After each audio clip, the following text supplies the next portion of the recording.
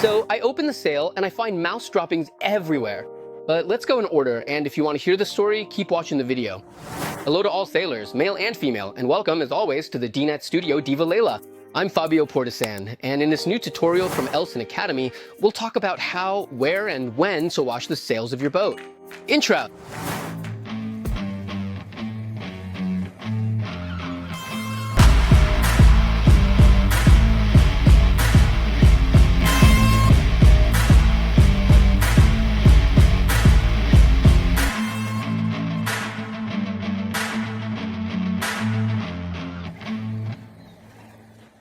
Washing the sails isn't that simple, but sooner or later you have to do it. And usually it's better sooner rather than later. Now, I could tell you that you need to wash the sails to make them last longer, to keep them efficient, to remove the salt and dirt that builds up during use, and all of that is true. But the truth is, if you don't wash them in time, you'll end up with some surprises you really don't want.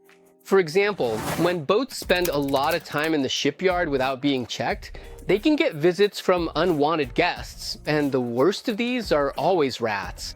It doesn't matter if they're big or small, because the damage they cause is equally terrible. When we got Valila, the boat had been sitting still for a long time, and when we opened the mainsail, a bunch of rat droppings fell out. Alarmed, we searched everywhere, but luckily didn't find anything, and we immediately washed the sails. Another funny story, speaking of the mainsail, happened when my parents, returning to the boat in the spring, found a nest of baby birds in the mainsail. The unanimous decision was to wait for the baby birds to grow up with their mom without disturbing them, and then remove the nest. But the funniest story features the cats as the main characters. Boat owner in Tunisia, Monaster, Big Catamaran. He couldn't stand the cats at the marina and always tried to chase them away in a rough manner. No one knows how, but near his catamaran, cats were everywhere, more than near any other boat. After 6 months, the skipper decides to open the mainsail, and surprise, the cats had used it all winter as their private bathroom. In short, feces everywhere, the smell was insane, and the mainsail had to be thrown away, despite several increasingly aggressive attempts to clean it. All this just to say that maybe in winter, sails, definitely, it's better to wash them and put them away. We've reached the point of the catamaran owner who didn't even like cats. We're no longer talking about maintenance, but about desperate recovery. Before we get started with sail washing though, let me tell you that this video is about washing classic white sails. Like any good cruiser, those nice, thick, crispy ones. I'm not going to get into any debates about which sails are better than others, and I don't want to. So if you want to share your opinion, do it in the comments. That said, usually there are two scenarios, the best of which is having a beautiful space provided by the port or marina specifically for washing and drying sails. In this case, you simply need to take down the sails. And while you're doing that, remember to visually check them for tears, holes, or any other issues. After that, you can lay out one sail at a time on the designated surface and get your cleaning products ready. Once they're clean, you'll need to hoist them up and let them dry. And this is the less complicated scenario. But what happens if the marina and the port don't have a suitable surface? I'll tell you, that's when the second scenario comes up. We clean them on the boat. Yeah, I know it's a hassle, but if you do it right, you can wash and dry the sails quickly. Be a bit careful when cleaning sails. Use a brush, or to make it easier, a soft bristled scrub brush. No hard brushes. Sails need respect because they're the boat's engine, and like all engines, they're expensive. So avoid products that are too strong.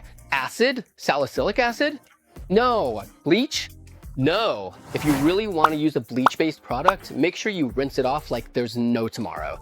And only do this cleaning job strictly in the shade, and only for really stubborn stains. If even the slightest residue is left in the sun, the whole treated area will turn yellow. Experience? If you're washing the sails on land, use products based on sodium percarbonate. I'm not a chemist, but I can tell you they work and don't damage the fibers. But if you want to wash the sails without taking them down, then you'll have to use a neutral soap. Or a solution we'll look at in a moment, because any other product will damage the boom. If it's made of aluminum in general, rather than using a stronger product, it's better to let the gentle one work longer. The gentle one? This is one of those times when patience really works wonders. And if you want to go the natural route, here's a super cheap and sustainable solution for you. Instead of neutral soap, you can use baking soda and water. After choosing your weapons to fight the war on dirt, let's see how to wash them. In this case, we'll be washing them by assembling and disassembling them once they're clean and dry. All right, let's get started. And here we are, ready for the real test in the field. The first thing we obviously need to do is make the workspace as comfortable as possible. That means we'll lower the spray hood. You could also remove the bimini, but I can't do that because, as you'll see in the video, after installing the solar panels, my solar panels are fixed and mounted right onto the bimini. And we'll lower the boom to give us the chance to remove the lazy bag and start cleaning the sails. Obviously, it's very important that you close up. The boat, all the hatches, everything that's open, make sure to close it to prevent water from getting in, even from below. Since we've seen that the sails are clean, I don't want to be too aggressive. I'll use this mixture, as I previously mentioned, of water and baking soda here. Put in a good amount of baking soda, a splash of mild soap, and then give it a good mix. That way, when we use the deck brush to scrub the surface, we'll have plenty of cleaning mixture already prepared and ready to go. However, it won't be enough unless you do it in a large 40-liter bucket, so you'll definitely need to make more mixture as you go along. Before removing the lazy bag, let's raise the mainsail so we can check its condition, just to be sure. And it'll also be easier to take it off. Let's go! With a bit more resistance than usual, because we had to disassemble everything that was set up, we managed to take it off. Now that we have the mainsail securely in position, let's start by giving it a thorough rinse to remove any dirt or salt. If you're not entirely sure about what you're doing, or if you're uncertain whether you'll be able to put it back together correctly, consider making some helpful videos along the way to document the process. And definitely take some photos of the work you're doing. After all, that's how the Hinelson channel was born.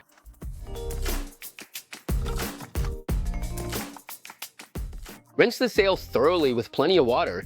Ideally, you'd have a tub where you could let it soak for an entire day.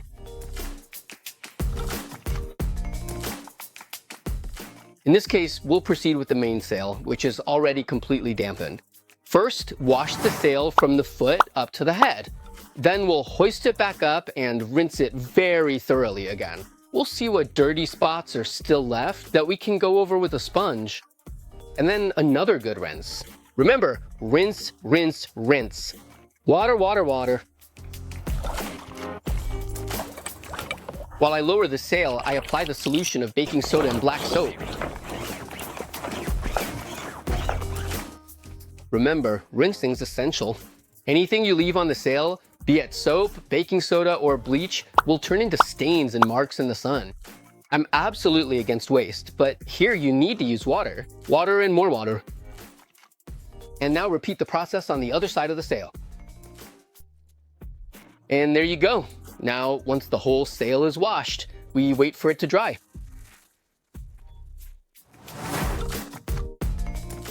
While we're waiting for the mainsail to dry, let's open the Genoa and give it the same treatment.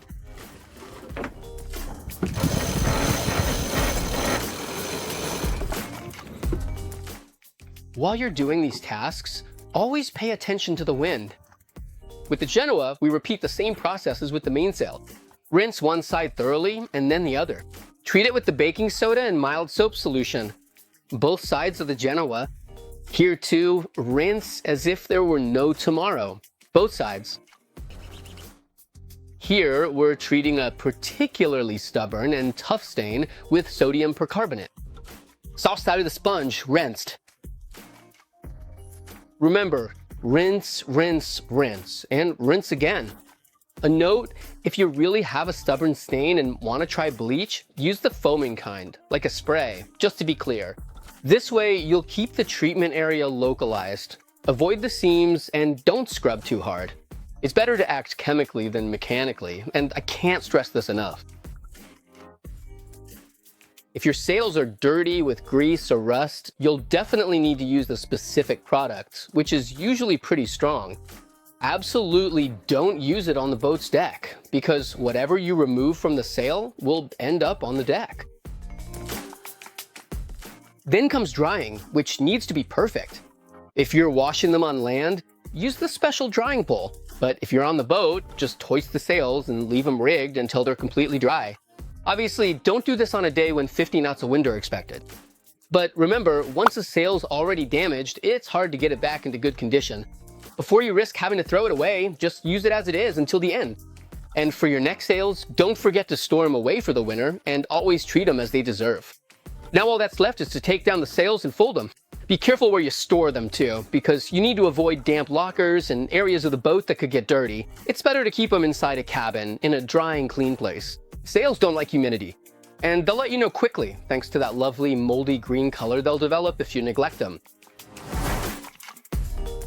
I'll admit it, I'm a big fan of the pressure washer. I've used it on the hull, on the deck, on everything that could be washed on the boat.